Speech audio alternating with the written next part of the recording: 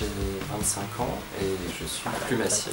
Un plumassier, c'est quelqu'un qui travaille la plume d'oiseau, qui la teint, la découpe, modifie sa texture pour la mode, la haute couture, le design, l'architecture. Il n'y a vraiment pas de limite d'application. Donc mon atelier, il est au sein des Ateliers de Paris. C'est un programme de la mairie pour aider les entreprises de la mode, du design et des métiers d'art.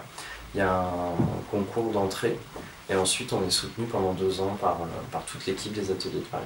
Une journée type du plumassier, ça dépend. Soit on a une journée en atelier, il y a beaucoup de tri, ça représente 50% du temps de travail, le tri, le passage à la vapeur et ensuite on a le montage final.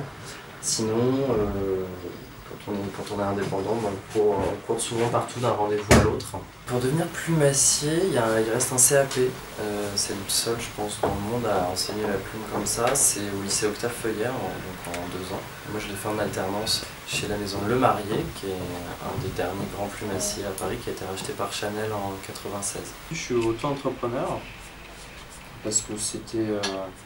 Comme ça fait qu'1 an et demi que je me suis lancé, c'était la forme la plus rapide et la plus simple à mettre en place.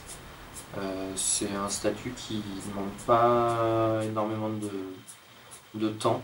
Au niveau de la comptabilité, des choses comme ça, c'est quand même relativement simple. Et comme c'était une création d'entreprise, j'ai bénéficié de l'ACRE. Ça doit être l'aide à la création et à la reprise d'entreprise. Et du coup, au niveau des charges, il y a un gros coup de pouce.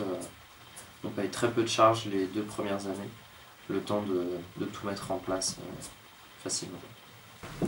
Ça fait 1 an et demi maintenant que je suis à mon compte et j'arrive à en vivre sans problème. Parce qu'on est 10 plumassiers à Paris, donc il y a du travail pour tout le monde.